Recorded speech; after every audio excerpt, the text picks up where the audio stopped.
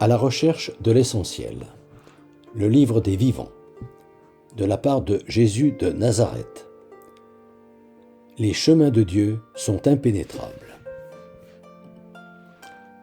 À partir de il arriva un homme riche d'Arimathie, nommé Joseph, qui s'était fait lui aussi disciple de Jésus.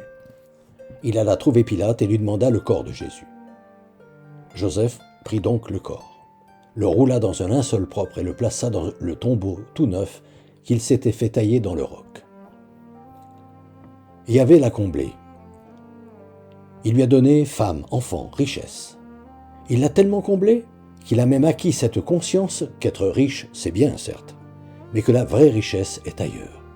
C'est pourquoi, de son vivant, il s'est fait creuser dans le roc un tombeau neuf, dans lequel il compte bien reposer en attendant que Yahvé l'accueille en son paradis avec les autres vrais enfants d'Abraham. Dernière demeure qu'il a voulu sur l'une des collines d'où l'on peut contempler le temple de Jérusalem, pour être sous le regard de Yahvé.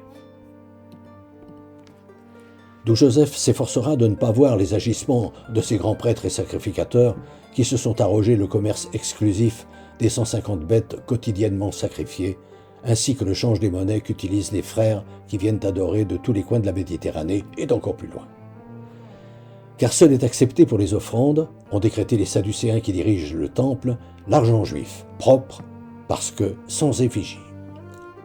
Tout commerce qu'ils ont installé dans l'enceinte même du temple, sur les parvis. Ce que Jésus a dénoncé avec virulence au tout début de sa vie publique, en chassant à coups de fouet les marchands de bestiaux, en renversant les tables des agents de change et en ne cessant de rappeler avec force la simplicité du message d'Abraham et les 10 commandements de Moïse. Tout grief qui pourrait bien expliquer pourquoi les grands prêtres cherchent à le faire taire depuis presque 3 ans. Ce tombeau neuf, il l'avait presque oublié.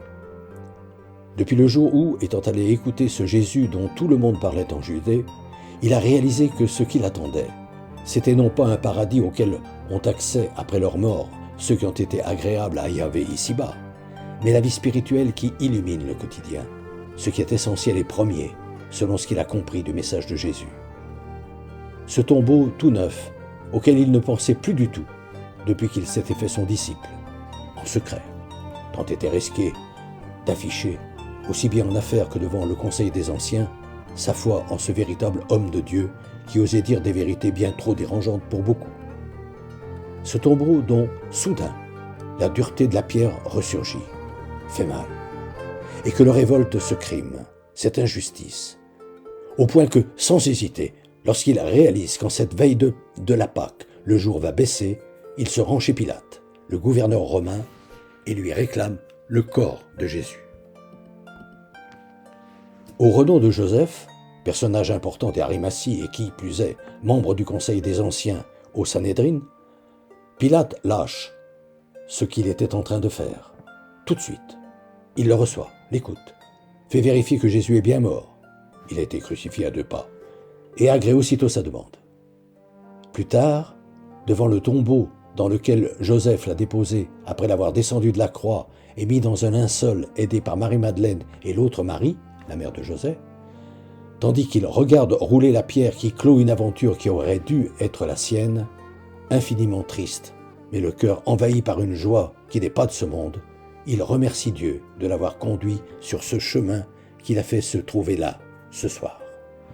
Notre Père, au terme de ce jour terrible, permets que je te rende grâce. Tu m'avais fait préparer ce tombeau, quand ma naïveté je m'étais destiné. Tu as voulu qu'il soit pour ton Fils bien-aimé. Je le lui offre bien volontiers. À la semaine prochaine.